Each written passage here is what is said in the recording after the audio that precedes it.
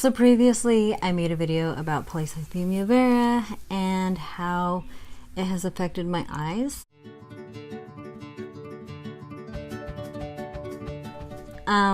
It does change, and again they get red, bloodshot for a while, and I don't know if they hurt so much as you would think because they're all red, but they just get dry, and on a daily basis, seriously daily, I see squigglies, I see blotches of light, I'll see things like patch out and I'm blind. Well, I had a horribly rude awakening this past week. So I was lucky enough to go see my dad in Utah. I was so happy. It was wonderful. And my dad likes to shoot a gun, so he was showing us how to shoot guns. Here's this thing. He was giving us amazing instructions. He was doing a great job. My eyes could not focus. I'm used to being somewhat blind. I usually just, overcompensate, just kind of move on, don't look too much. I usually don't get on my screen time so much. I mean, I usually try really hard to work around it and not make a huge deal out of it. I just kind of learn to live with some things. This is terrible. I could not focus. So as my dad is showing me how to aim the gun at his target that he'd made it nice and safe for us so we could go there and shoot guns with him. And I simply could not focus. I could not see beyond a certain point. I could not make a linear vision. It was so difficult and embarrassing because I'm like, I literally am blind and I literally cannot see right now. And I'm trying.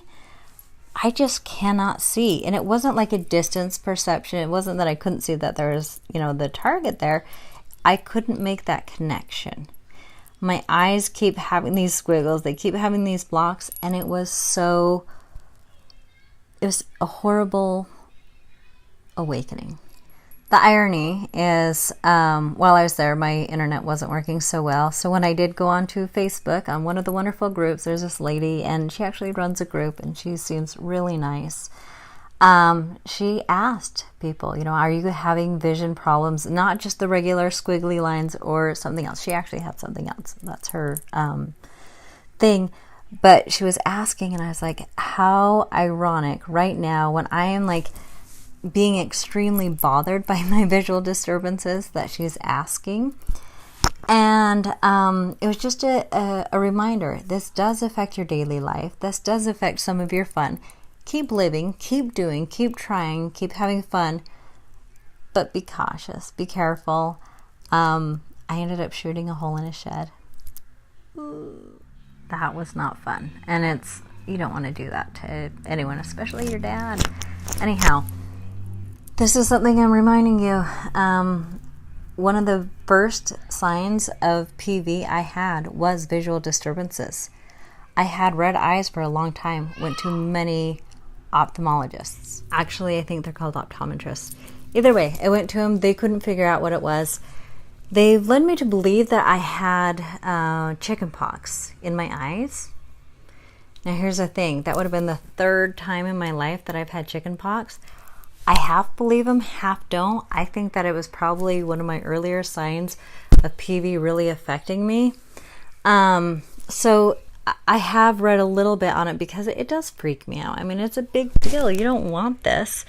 And if you can get someone to actually look at your eyes, and according to what I read, just my understanding, daylight, not just the light in the office, that when they are consistently red without all the pain, all the, discharge or whatever, I didn't have that, then they need to look at that. And that was one of the beginning signs of PV for me.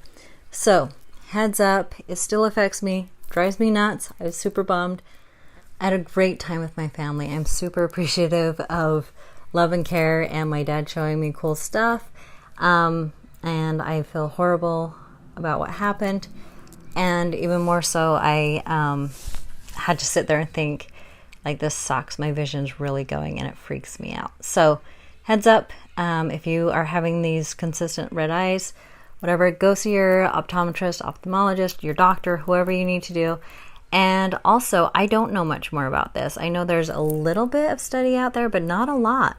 So maybe that's something that you could talk to your doctor about, and maybe they can have more information. Hopefully they'll do a study, right?